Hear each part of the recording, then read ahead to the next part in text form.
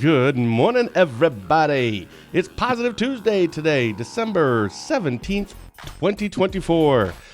Barron County Sheriff Chris Fitzgerald announced last week that he wouldn't be able to be on the show today. So filling in for Fitzy is our very good friend and friend of the show, Brian Cole. I do have a few quick programming notes, but first, for Driver.com, I'm Ben Dryden, and you are watching Positive Tuesday with Ben and Fitzy, presented by Professional Exteriors and Interiors. With 20 years of experience, this locally owned and operated business provides quality work both on the inside and on the outside of your home or business. Like Fitzy and I, they believe it's the little things that make a big difference.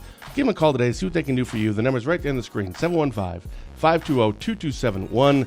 Again, those programming notes this Thursday. For the first time on the show, we'll be chatting with Washington County Executive Josh Schuman. If people don't know, executives... So every county has like a different structure and how they're set up in Wisconsin. There's like three basic ways: administrative coordinator, a county administrator, sometimes both, and then a county executive. That's usually for the larger counties. This is part of the WOW counties down just north of Milwaukee. An executive is kind of like a governor for the county, which is bizarre. But apparently he's doing some great things with housing, so we're going to talk to him on Thursday. I'm not sure if Fitzy and I will be doing a show next Tuesday or Romaine Quinn and I on Thursday. Just because of the holidays. We'll have an announcement of that on our website next week at Dryden.com. But today, we're chatting with our very good friend of the show, and my brother in Christ, Pastor Brian Cole. Brian, good morning, brother. Good morning, brother. How are you? It's been a minute. I'm doing all right. We had some excitement last night out at the bus where we house people, but other than that, a lot of things to traverse in life. Taking care of my wife's father. Who's not mobile anymore. Moved him upstairs and got my new office finally done this week. I saw pictures on your Facebook page. That's legit. Like I know I'm not supposed to have envy or jealousy, but sorry, Lord, I'm so jealous of that. It looks so cool. Yeah, loving it. All right. Well, obviously, when Fitzy is on, we talk mostly about law enforcement stuff, right? But we have a fill-in guest. Spooner House CEO Mike Schaefer was on a couple weeks ago filling in for Fitzy. So we talked healthcare. So obviously the show has to be kind of a chameleon. We kind of adapt. So what is it that you want to talk about? Just remember, don't get me in trouble. Right? That's impossible. Oh my goodness! Like I think and we the two of us together. Yeah. Whoa. Yes, I do remember some cancel culture a few years back with you. Yeah. I think as long as we stay away from anything under the LGBTQIA2S+ umbrella, or I suppose rainbow would be more fitting. As long as we stay away from that. Because apparently that's a trigger for people. I think we're going to be okay. So, but maybe first, actually, before we even get into what you want to talk about, I think most people know you, especially on Dryden Wire. You've been a part of Dryden Wire in one way, shape, or form for years. Yes. But I'm sure it's impossible to kind of take your whole life story and pack it down into 3-4 minutes. But what's a kind of a quick bio for people who maybe just need a refresher? Okay, well, I can give you a 1-minute version. Oh, okay. 33 years. In crime, drugs, chaos, darkness, you name it.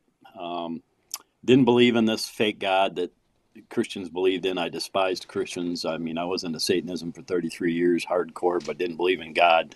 As crazy as that sounds, that's how most Satanists believe. And then in 2009, I was arrested for my final time, I hope. Just got married to my wife and got arrested for running a drug house. I got thrown in the county jail and through a bunch of just sovereignty of God moments. He made himself real in my life, and I bowed down to him January 22nd, 2009. Only ended up doing 15 months, was released 2010, June 1st. And been 15 years now and 14 years out. And been a pastor for 12 and a half, almost 13 years now. Full-time minister, been on the road I stopped a year ago, was my final year on the road, been traveling across the United States as an evangelist, speaking in schools and churches and dance companies and just some wild stuff, and part of Prison Fellowship and Good News Jail and Prison Ministry. I ride my bike for the glory of God, part of the Faith Riders Motorcycle Ministry, and here we are. Well, we glossed over a real big part there. How many years were you in prison? 27. 27 years. Yeah, not fully. I did 2 10-year bits and a bunch of smaller ones. And broke out of jail. We did, oh my goodness, I forgot about it just now. You and I did the Brian Cole story Yeah. We did. I forgot about that, and it's still on our YouTube channel and our Facebook page and our Yeah. website. But it was a 20 episode series, about 45 minutes long episodes each. So yeah, that's really hard to kind of pack, like 12 or 13 hours worth of content down into just a couple of minutes. You had said something about dance school or what now? Yeah. There's a place in Eau Claire called First Positions Dance Company at that time. What was founded and run by Talon. Talon's family is great friends of ours now, but I had gotten a call from her. It was either her or mom one day. This is when I was pastoring up in Stanley, Wisconsin, and asked to meet up with me. And it was summertime. I rode in my leather vest and on my bike up to this gas station where they had a restaurant and met them. And she told me afterwards, she goes, she's a prissy girl, not in a bad way, but I know. and she was all freaked out about me and didn't really know what to think. But she said after she talked to me, she could see the love of the Lord in me, and she had no qualms about asking me to come and speak during their dance thing that they had going on. They had a speaker, and the speaker ended up not being able to make it. So mom had found out about me somehow or another. And so I went and what they did is they usually have it at Calvary Church in Eau Claire, these big dance things that they do, dance performances. So it was, I think it was something to do with breaking chains and stuff, and just the stuff going on in the demonic realm and all that. It was just so mind blowing and powerful. They teach these girls to dance for the Lord, not to dance for glory for themselves. And they most of their instruction in the dance company isn't dance; it's Bible studies. These young girls, sometimes boys, but mostly young girls, they all do Bible studies together, and they teach discipleship and all that. So I really have a huge belief in what they do and support what they do. And so fast forward almost 10 years, I think it's been now. I've spoken at 4 of their performances just recently, again here in October, where they called me back to speak in a performance that I had done before that they revamped and redid because it was so popular. So yeah, a dance company. Hold on. So I wrote down. I don't want to forget this. How do you said they dance for the Lord? How do you dance for the Lord? And obviously, I'm not being sarcastic. Seriously, like, Yeah. what does that mean? Well, I think there's in the worldly dance companies, I think most of the individuals that are dancing to promote themselves, to glorify themselves. Hey, look what I can do to get people to notice them, whatever. They don't teach that in First Positions Dance Company. They just teach them that, the Bible verse, whatever you do it for the glory of God. Whether you eat or drink, do it all for the glory of God. So dance ain't no different. You do it for the glory of God, not for, you putting your name up on the billboards and, hey, look at me, everybody. And so there's a big difference between worldly dance and godly dance. So kind of like so basically, people that do that for themselves and put them. That basically all my shows. Yeah. Right. Just look at me. Look at me. I'm on the show. They're trying to make Jesus famous, not themselves. I see. I need to work on that. I'm trying. Don't we all? I'm trying. All right. So what do you want to talk about today? I don't know. It's Positive Tuesday. So it is Positive Tuesday. I want to really be positive today. Attaboy. I think one of the things I'd probably like to really focus on is, after 33 years of living a lifestyle of crime, I had to deal with the police last night with the issue that's going on out at the bus, and I sat down while he was waiting for another officer to come in. I was telling him a little bit of my story while we waited, and because I know whether it's police or prison guards, jail guards, whoever it is, they don't get to hear enough stories of hope. They deal with crime and criminals every day, all day, and they just so they get a wrong perception of people. And when you don't get to hear the good side of things, I think there's a lot of hopelessness there. Like, is what we're doing any good? And these guys will never change, and blah blah blah. And I've always, whether it's talking to police like that or whoever, or going out on the road and talking to kids who are struggling with parents who are addicts, or have siblings that are addicts, or parents that are dealing with their children who are addicts and just don't see any hope, and they just kind of give up on them, because our society is like that, right? I mean, Brian Cole, my original name was Ozzy Connect, And nobody had any hope for Ozzy. Ozzy's just a pathetic drug addict. He's a criminal. He's either going to die or rot in prison. And, this is just a state we get into when we see so much darkness and chaos and devastation in people's lives that we lose hope. So I just want to be a picture of hope for people. And just like I share with the police, hey, I don't want to see this guy go to jail. And I've been there, done that before. And I want to try to get him help if we can get him help, because here's what's up with me. And I gave him the 1-minute version. And he actually right away said, man, it's really good to hear something like that from somebody, to see that there's hope for you guys. And I'm like, there is, man. And, I respect what you guys do. So I just want to give hope out there. It's been, I think my numbers are right? 2009 to today is 15 years. 15 years, yeah. Okay, so 15 years I've been in Christ. And 14 years, it was June 1st, 2010 that I was released from prison. So I'm going on 15 years out of prison now. And haven't been locked back up. Been pulled over a few times, but, it was for headlights out or snow on my license plate, whatever it might be. But all my run-ins with the law over the years have been very positive. I mean, part of the motorcycle ministry, we do fundraisers up here in Ashland for both the Bayfield and Ashland County canine units. And just this year, we actually was up in Spooner, and we did a fundraiser for the canine unit up there in Spooner too as well. Yep. I don't even know about that one. And by the way, good morning, Dirk Miller. Good morning, Molly Parent. My father, Terry Dryden, speaking of law enforcement, says, may God bless you and your family during this Christmas season. Bless you, Terry. And Dave Wilson, another former cop. Congratulations on 15 years. That's awesome. And thank you. If people are watching, please put in some comments there. So when you deal, isn't there a little bit, though, like when you run into cops, isn't there still a little bit of what am I doing wrong? Or maybe some, it brings up, kind of speaking of triggers, brings up some, bad experiences that you've had. Is it hard for you, I guess would be the question. Is it hard for you to kind of not remember all that stuff in the past and see them differently now? Or has it been long enough where it's different? I mean, it has to be from time to time a little weird. Yeah. Well, let me say this.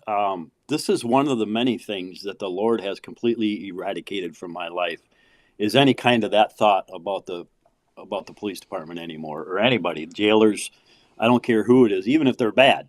They're just sinners like me, and they need Jesus like me and like everybody else. But it was early on. I wasn't even out 2 years. I think I just started working. No, I wasn't even a pastor then. So it was a little less than 2 years out. Me and my wife were expecting our first child. I was working for somebody out of the church doing countertops. We were living in a duplex out Lake Wissota. And all of a sudden one day I look out my door and there's cops all over outside, and probably 5-6 cop cars. And I'm looking and I'm like, hey, Marcia, come here. I'm Marcia, my wife. Hey, Marcia, come here. Something's happening out here. And after this all happened, it wasn't for us. It was like a neighbor. It wasn't even from our next door person, but it was a neighbor. But we were at the end of the road, and they were parked all out there. And after all was said and done, I sat down. I looked over at my wife, and I'm like, you know what? That's a new Come experience. to think about it, man. I'm looking out at these cops, and I wasn't freaking out, and I wasn't like, hey, we got to flush all our stuff down the toilet, hide the pipes, Right. Yeah. So even early on, that was taken from me. I had no paranoia whatsoever. And even getting pulled over, man, my experiences with the police. Imagine this. When you're respectful and nice to the police when they pull you over, they're pretty respectful and nice to you. That's crazy. Did you know that? What? When you do what they tell you to do, nothing happens, and they're pretty cool. But we always ended up, I think, every stop of the four that I've been pulled over, I'd had excellent conversations with the police. Matter of fact, the one time I was pulled over for having snow on my plates, I was on my way to a police event. So he goes, where are you headed? I'm headed to a police event. Hey, that's a good one. I'm going to use that next time I get pulled over. In the snow. I'm going to use that the next time I get pulled over, whether it's true or not. I'm heading to a police event. Yeah, that's it. Yep. So no, all that, the Lord took all that from me. He took a lot of paranoia. Back in the past when I was released from prisons, especially after the 10-year bits, it was really hard.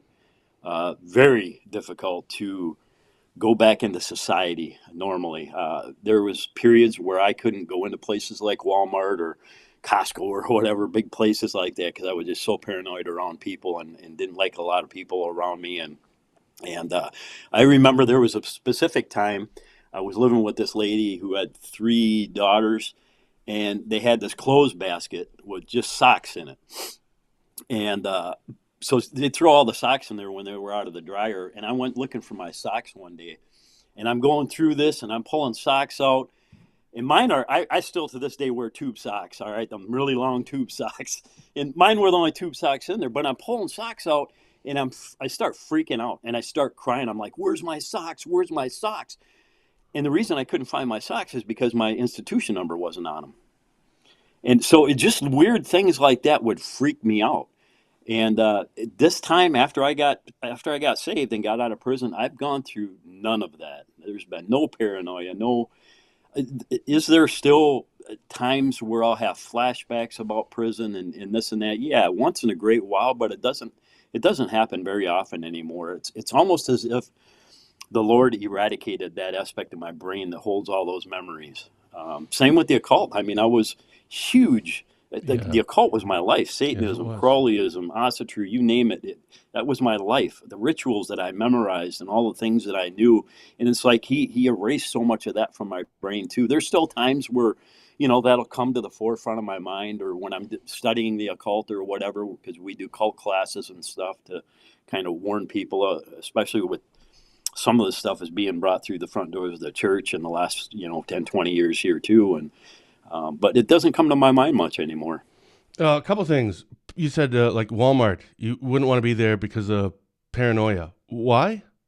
Just being around so many people and just thinking that people are watching me, and it's just weird.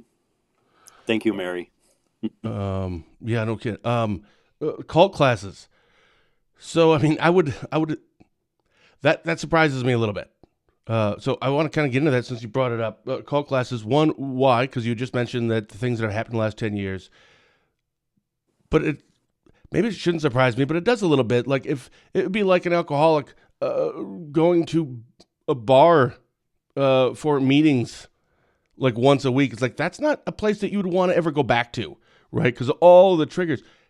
And you're fine with that. Like you can handle that, and you're okay with that. Because I would probably advise you don't do that, because it could bring back all that stuff. Right. Well, our cults in the occult class, more specifically, we tune into the cults. Now, defining a cult, that is anything contrary to what the Bible teaches. So in the cult class, we teach about Roman Catholicism. We teach about Mormonism. We teach about Jehovah's Witnesses, Islam, those types of things. When we get into the occult classes, we teach more about Masonry and Freemasonry and those types of things, and New Age, because a lot of the New Age stuff is what's making its way into the church. All right, so remember at the very beginning of the show, I said you can talk about anything, just don't get me in trouble. Did I just hear you say that Catholicism is a cult? Yes. Well, and like with anything, there isn't a black and white area on a lot of this. There's the head of things, and there's the tail of things, and we forget about all the stuff in between. Am I saying that all Catholics are bad? No, definitely not. But what I'm talking about is the Roman Catholics doctrine. Whether that be purgatory or Mary's perpetual virginity, all this kind of stuff, good works for salvation, all that. That's not what the Bible teaches. That's cult stuff. It's not the same Jesus. Jeepers. And how does that, so over the last 10 years, is this the kind of stuff you're talking about? You said the last 10 years, what we're seeing in the church, or is that something different? That's something different. What is that? A lot of the New Age, it's bad enough that we have, there's something that if you really want to get enlightened on what's happening in our churches today, I think the NAR movement is the New Apostolic Reformation. Well, so now, NAR, like GNAR? NAR. Oh, just NAR. New Apostolic Reformation. Bethel Church in Redding, California is one of the biggest ones. Never heard of it. Okay. So outside of that, a lot of the new age things coming into the church, whether it be yoga or crystals and, crystal healing, and they got these so-called Christian tarot cards and Christian Ouija boards out there. Even I saw about a month or two ago that there was even some stuff going on with Hobby Lobby, because Hobby Lobby was starting to sell crystal jewelry and crystal earrings and the half moon stuff, which is Islam and Wicca. So just a lot of this garbage coming into our churches and masking itself as Christianity.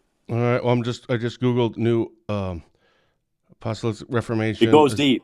A theological belief and controversial movement that combines elements of Pentecostalism, evangelicism, and the Seven Mountain Mandate to advocate for spiritual warfare to bring about Christian domination over all aspects of society. Wow, fantastic. Yeah. Never Those heard of churches it. are full of apostles and prophets, and everybody needs to be a prophet, and it's nuts. And it's huge. Millions and millions of It's becoming more and more popular. I've lost about 12 people over the last 8 years in our church because I speak out against Bethel Church, and any of those fake gospels and fake pastors and fake apostles and fake prophets and all these deliverance ministries that are just whack, and nothing is anybody's fault. Everything is demonic. If you're an alcoholic, you got a spirit of demon in you. We need to exorcise that demon out of you. It's not your own fault that you're sinning, that you chose that. Of course not. Yeah, and the prophetic stuff is just getting out of hand, and it's crazy. So I've lost people because I speak against it, and these people really believe in it, and some are outside members of Bethel, the Bethel movement, and it's crazy. Isn't it interesting? I think maybe you and I have talked about this on a show years ago, and maybe you're the one that actually brought it up. I can't remember. But it used to be that, like, what are the greatest threats towards Christianity? And that will, atheists, agnostics, and maybe those aren't it. I'm just throwing out things that stereotypical things. But it seems as though, like, the greatest threat towards Christianity is actually other religions. And I'm not talking about other religions. I mean underneath the quote-unquote umbrella of Christianity. Yes. I'm not talking about any of the like Buddhism or something. I don't even know if that's technically religion, but whatever. But it's actually the churches themselves. Yes. What the what? So is that the state of the church for you? Is that what you see when you look around?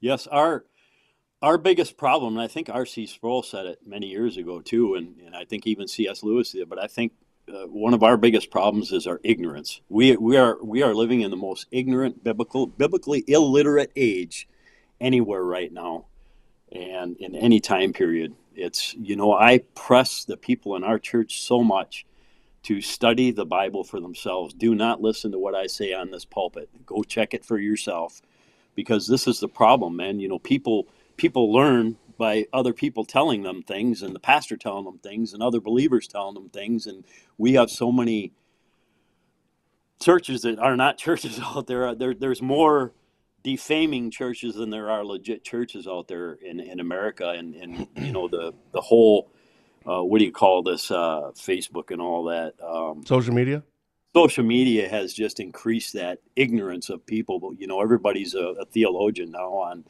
Facebook and got their say and stuff, and it's just disheartening. It's hard, and there's a lot of times where I want to sit down and just start writing a book, and because the last time I thought about this big time was I just got back. Let's see, in October I went to Pennsylvania again for a week with the Gideons, and I spoke in 17 places in that week, and actually it was even more than that. But the Gideons, if anybody is familiar at all with the Gideons, they go to churches and they try to get new members through the churches, and obviously try to get finances from the churches so they can buy Bibles and stuff. But the Gideons are really dealing with this issue now too, because there's so many of these denominations are dropping off the deep end and allowing, I'm going to go there, allowing women pastors and the LGBTQ stuff come in and all this and that, like there's just straight denominations going downhill. So now they're in this predicament where probably a quarter to half of these churches that they were able to get into, Now they don't know if they should or not because they're not teaching right things. And so what's going in my mind the whole time I'm down there, and there's people just going in and talking to pastors and churches and stuff, and I'm going in with them, and these pastors are snapping off on them and throwing just stupid stuff at them. And I'm like, man, the church isn't, no, I'm not going to say the church is in such a state, because God's church, the true believers, God builds his church, and nothing's ever going to stand against that. The gates of hell won't prevail against it. So his church, his people, his true disciples, we ain't got a problem. This is the time we were made for, okay? But it's disheartening to just see all Jesus' name and the Bible just being spit upon and just taken apart and ripped apart. And it's hard. It's hard. And then, you're in a position as a pastor in a church. I'm not sitting up here and I'm not telling anybody we got it right and everybody else has got it wrong. Okay. All I know is what my Bible teaches me, what the Word of God teaches me. And if you're spewing something that's against what's in the Word of God, then you're wrong. Yeah. You're just wrong. Yeah, I get what you're saying. This isn't about other religions even. This is strictly, if you have a religion that is based in the Bible, then we should pretty much all be on the same page. I understand there's some different interpretations on some of the things. Yep. Some things which very frustratingly, as I've discovered, ambiguous in the Bible. I'm like, how are we glossing over this? It's like one verse. And I'm like, I feel like we should be talking more about this. And there's other things, looking at you, Moses, that goes into detail about things. Like, I don't care about all this detail, about all these weird things. But I understand there's a little bit of interpretation there. But you're right. It almost seems as though the Bible has become a la carte. You kind of pick and choose which parts you like, which parts you don't like, and then those all of a sudden become a whole different denomination. It's what? I don't think that's how it works. There is what they say I see always anywhere from 25 to 33,000 different denominations in Christianity out there. What? I thought you were going to say 25 to 33 or 35, not 1,000. Yep. But like you said, it's, there's hills to die on and there's hills not to die on. The hills to die on, which is our salvation, the triuneness of God, and that Jesus is God, all that stuff, what it takes to be saved, that's all plain. It's plain. And we die on that. We leave churches, we leave friendships over them types of things. But then it seems like the things that are not hills to die on are what we disassociate each other with over the most and start our own denominations. And those are things like the millennium, rapture, is a pre-trib, post-trib, mid-trib, no-trib.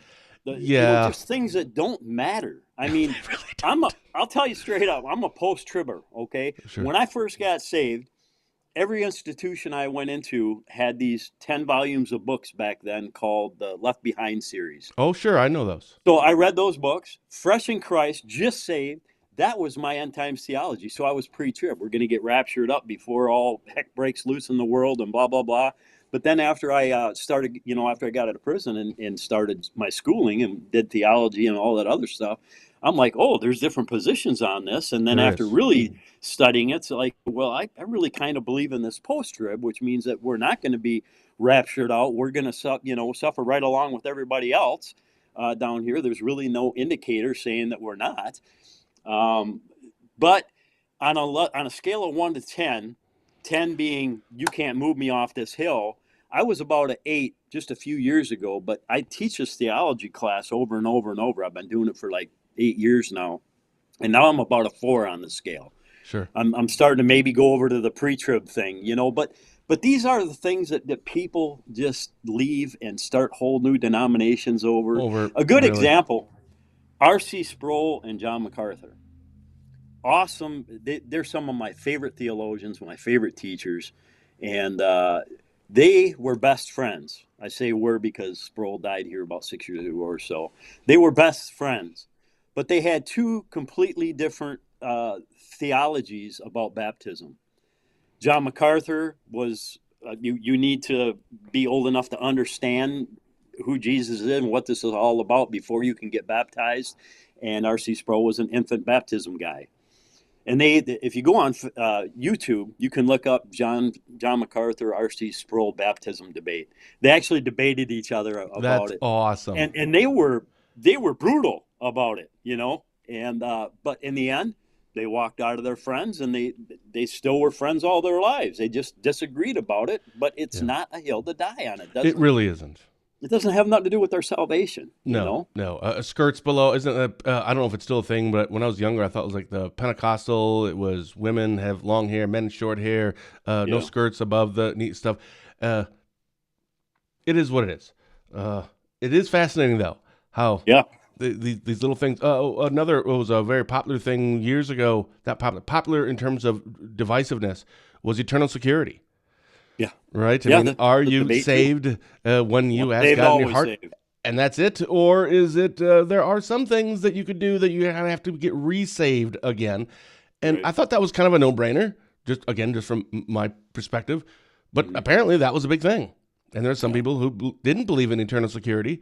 But you're right. Is that really something? It's almost like politics. Yeah. That really, these are the things that we're going to argue over is just a couple of differences on a few things. Really. And so imagine how hard it makes it for pastors, Oh my goodness. Where I might do a preacher. I happen to be one of those guys that believe once saved, always saved. I believe in eternal security. I do too. But when I preach on that and somebody doesn't agree with me and goes somewhere else, that's hard on us. Yeah. In those secondary issues, when I am preaching, I try to lay out the different aspects of what the beliefs are out there. Like you said, you guys are going through Revelation right now. We went through Revelation in the church a few years ago. I think we took 2 years to go through it.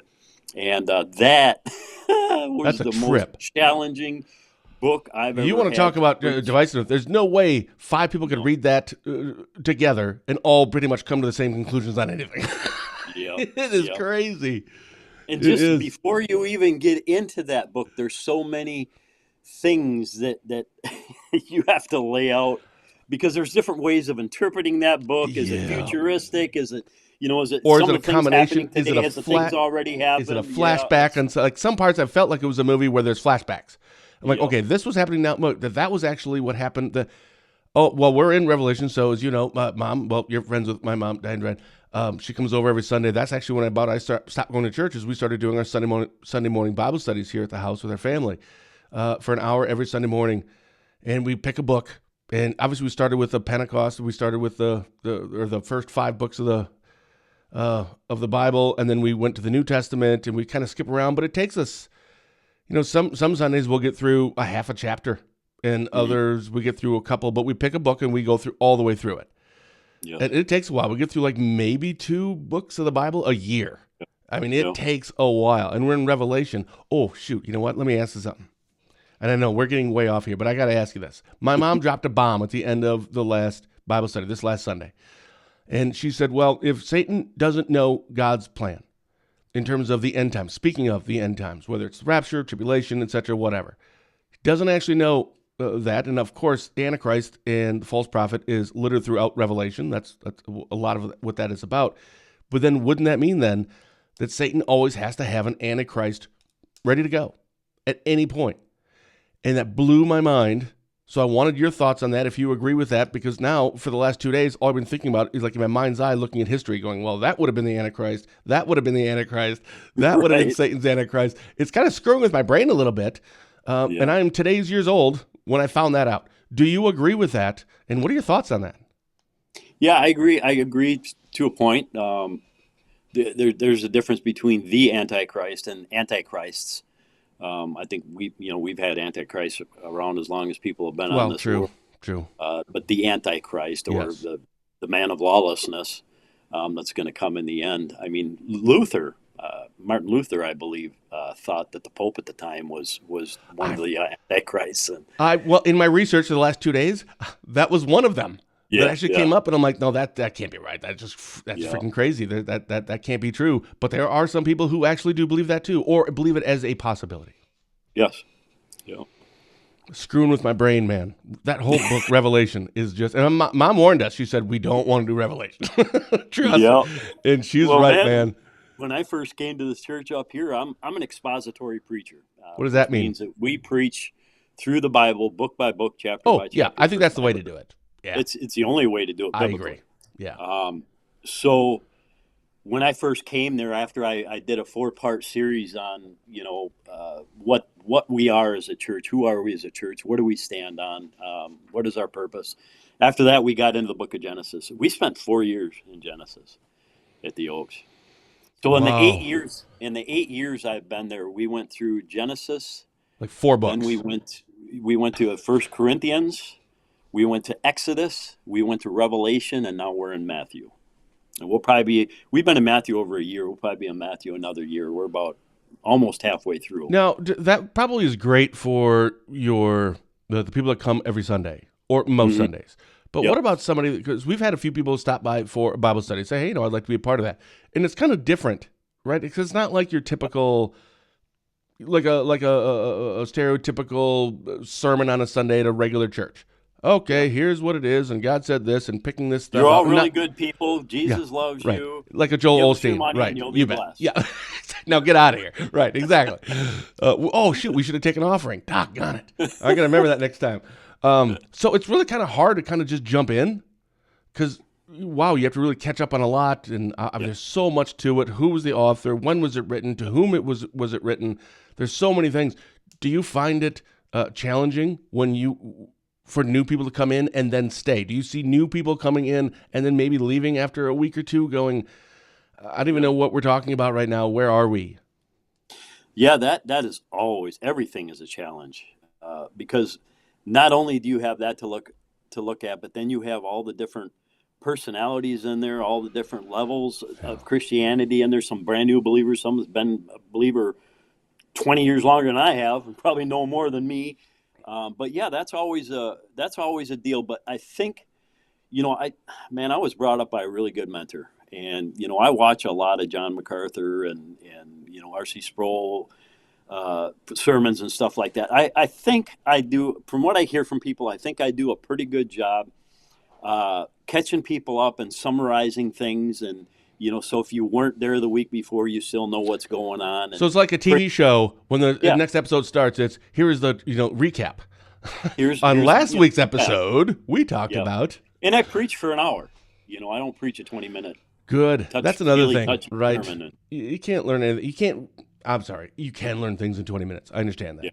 Yeah. But I know that there are some churches that still and maybe this is just my excuse not to go. Actually, I really like our Bible studies. I've learned so much in Bible studies. I've never learned in church. Church is still great. Yeah, church is still great, man, because it's a like-minded people, right? It's fellowship with your brothers and sisters in Christ. That's absolutely important. I understand that. But there are some, though, that I've gone to, and it's like a 40-minute concert. Yeah. And then like a 20-minute sermon, and like, first of all, do we have to stand for all 45 minutes? And I didn't want to come and sing for 40 minutes. I would rather have 10 minutes of singing, but let's actually have an hour long. Let's actually get into something.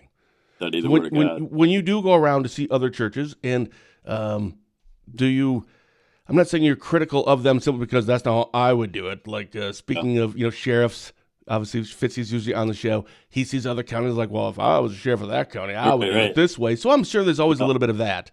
But what do you typically see? Is it mostly the churches you go to good-ish? We've talked about like the other ones that you read about and you know about, but what about the ones that you have gone to throughout your travel across the U.S.? Yeah, well, it's a plethora of different kinds of denominations I go into. I don't typically get asked to churches that are bad. I wouldn't go to a church that was bad. Like if you asked me to go to the Unity Church up here in Cable that has the pride flag sitting on there, I wouldn't go to any of those kinds of churches, unified churches. I wouldn't preach in them. Although some great, well-known pastors in the past have, including Billy Graham, has spoken in some questionable things. But his view was, hey, at least the people are going to hear the gospel when I'm there, is their thing. But I'm not really critical, but almost every church that I've gone to, there's usually issues going on within the leadership. It is mostly what I see. Really? And that, I think, is why I'm brought in a lot as a pulpit fill, because I say things that the pastor probably don't want to, and he won't get in trouble for saying it. Sure, and you can be the heavy because you can leave. Right. Right? But no, most of the churches I get asked to speak at are pretty good churches.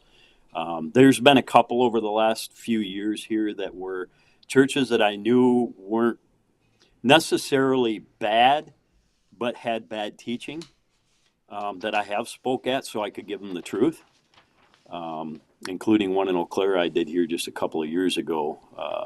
Very hyper charismatic type of church, the prophet stuff, the healing stuff, the deliverance ministry stuff, and I went I'm in not there. going to lie, that stuff freaks me out a little bit. I'm Yeah, sure so it's they wanted me wonderful to and come great, in and but it's they weird. wanted me to come and speak about demons and Satan and stuff, and I'm like, by all means, let's do this, so I can Okay. give them the truth of what the Bible says Oh, about okay. it. Sure, sure. Because everybody in these, not everybody, most people in these, most of the deliverance ministries, they see demons in everybody and demons everywhere, and that's part of that mountain mandate deal, by the way. Oh, So yeah, it's stuff's freaking me out. I don't, and this is why biblical ignorance is uncalled for. It's why I push people to read the Bible for themselves, because if people are reading the Bible for themselves, they would see the false garbage that's being taught in some of these churches. I mean, just read it yourself, man. That's all you got to I've do. already You started can't looking do at that 7. by just picking it up once every month or something and popping through. You need to. This is the bread of life. It is the Yeah, water that yeah, keeps us alive, man. It's you need to be in this daily, and if you're not, then you will be turned by the winds. yeah. Well, I believed in God my whole life, and Yeah. like most of us, though, that do believe in God, it probably started because of our parents, Yep. and just like I was a young Republican because my parents were Republican, but I Right. didn't know what it was. Right? Like I have no difference. I have no idea between a Republican and a Democrat when I'm 15 years old. Right? I have no clue. But a lot of where we are or who we are as adults stems from there. Then you get older, and then I realize, wait, hold on, Republicans and Democrats both pretty much suck. So never mind. For me, it's always been, the Bible is number one authority. Yeah. Then I'll go to the Constitution, and then I'll do whatever my wife tells me because I'm not stupid. I mean, I'm stupid, but not stupid. You know what I mean? Right. Right. So that's like my order. But I didn't live a Christian life, but I always Yeah. believed in God. And what Yeah. blows my mind is that He never left me, even when I left Him. Amen.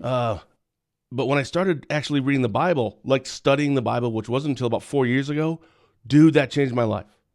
Yeah. I mean, I've seen a lot of growth in you, brother. Thank a lot of growth.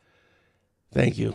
And you've been helpful in a lot of that stuff too. You've been counsel to me on a lot of things, and thank you so much. Yeah. And our time is getting short. Yeah, hold on real quick. Maybe Hold on. Steve Yep. just brought up here. May you be interested in coming to our assisted living and providing a weekly sermon? Yes, I'm not sure where that would be. I'm assuming the Spooner. I don't know where that would be. I mean, you're up in what, Drummond, In Ashland? Drummond, yeah. So, Yeah, probably not weekly. That'd be tough to do. That's like an hour and a half drive. It's something I would consider if I was welcome. How can someone get hold of you? Or something. How can someone get hold of you? They can email me at setusfree777@gmail.com. Setusfree777@gmail.com. Setusfree777@gmail.com. Yeah, Steve, send them an email. Yeah. Yeah. Oh, So yeah, the other thing I really wanted to hit before we Yeah. left too is Yeah. since I've been out of prison and all the glorious blessings the Lord has bestowed upon my life, them being too many to talk about 20 episodes of life, we'd have 50 episodes of just the first 5 years of my Isn't that freedom in awesome? Christ. Isn't that awesome? But last year, so me and my 12-year-old son, I started doing photography 3 years ago. Yes. Just for myself, just landscape and flying birds and macro photography with bugs and flowers and stuff. So I wanted to hit the mountains, and I wanted to go down to Montana and Wyoming. So my son was really into photography with me. So him and I were going to go on a month-long vacation, just him and I in a van, with staying in the van at night and just parking it at a random church at night when it was time to go to bed and sleeping so we could save money. And but how to get the travel permit, because you can't leave the state when you're on probation or parole without a travel permit. Now, I've had to get multiple travel permits in my 13 years of traveling on the road, and Yeah. sometimes it's hard to get because a PO will be gone, and another PO will have to pick it up. Sometimes they don't always look at their emails, and it's just always a hassle. But the one thing that you got to have for a travel permit is a physical address every night you're gone, a physical address of where you're going to be staying, a contact number, all that. That makes So sense. it's like, yeah. so how are we going to do a whole month with no addresses? So that was really hard on my mind. Well, 2 years ago, my PO said that he was going to try and get me early release. I did half my time up till the year before last, which was 6 years on a 12-year bit, and they denied it. Took about a month, but they didn't even look at it or have a hearing on it. They just denied it. So he said he was going to try again this year. In the meantime, I got a new PO, and I told him about it. He said, okay, we'll try that. So this year I'm like, well, the judge that's looking at this, number one, he wasn't my judge. My judges are all dead or gone, retired, And I know the only thing the judges have in front of them is my bad guy file.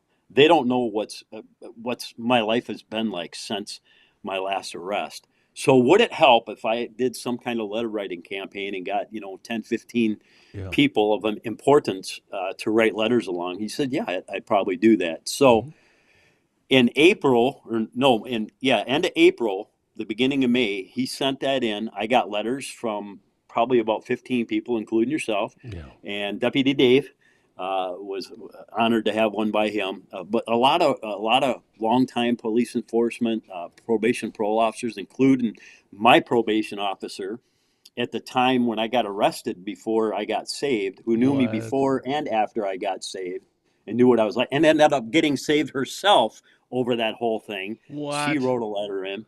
So I wrote the letters in. I wrote a letter saying, I know you just have the bad guy file in front of you. Don't know what I've accomplished, but here's some letters of people that have known me most of the time I've been out. And I listed some of the things that I've been doing. And I said, I ain't out there doing this stuff to try and earn merit points and stuff from people. This is just what comes out of my heart because Jesus has me. And this is the love of Jesus being shown.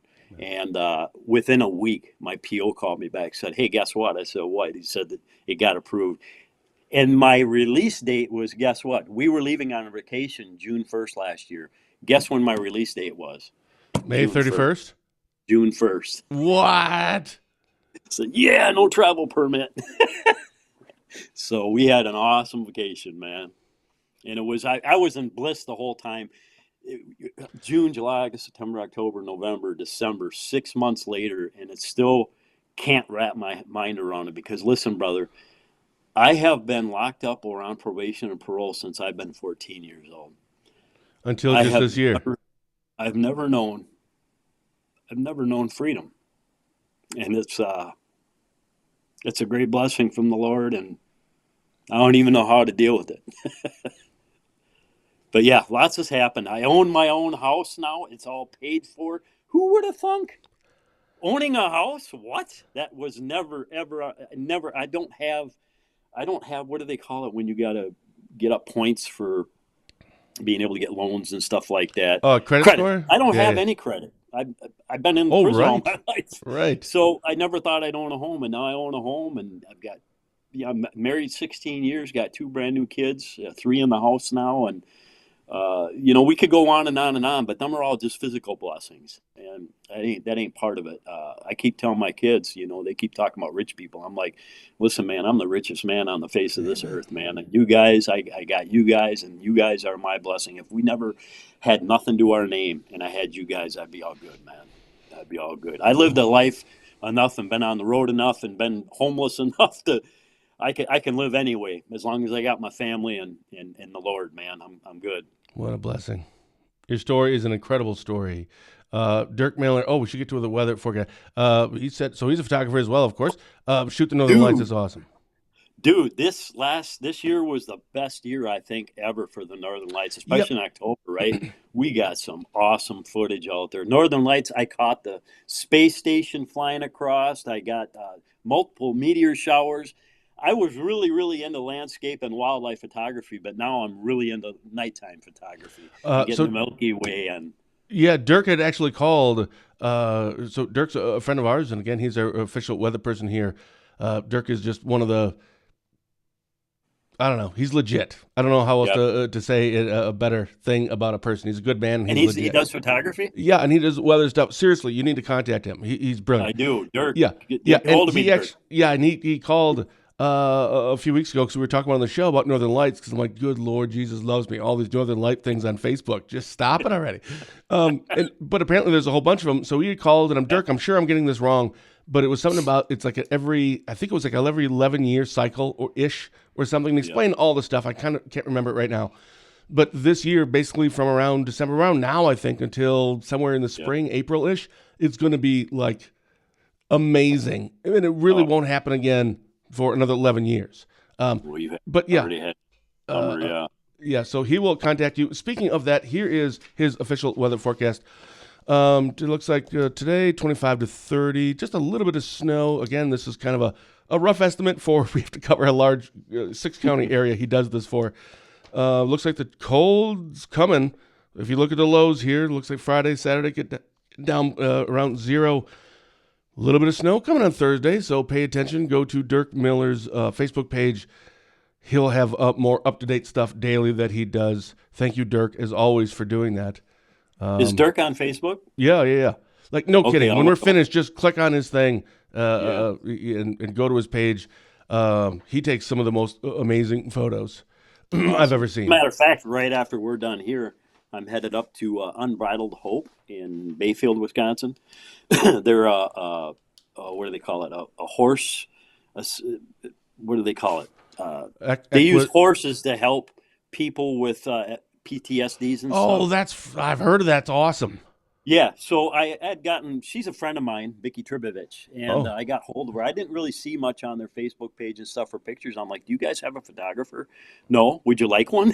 She goes, well, yeah. So we've been planning for 2 weeks, but between snow and all this other stuff that's happening, we have had to cancel. So right as soon as I'm done, I'm heading up there to do photography for them guys for free because they're an awesome organization. Yeah, Molly said equine therapy. That's what it is. Thank you, Molly. Yep. And she also put in there, hope you have a great birthday, man. Thank you. Yes, you too, Molly. Thank you.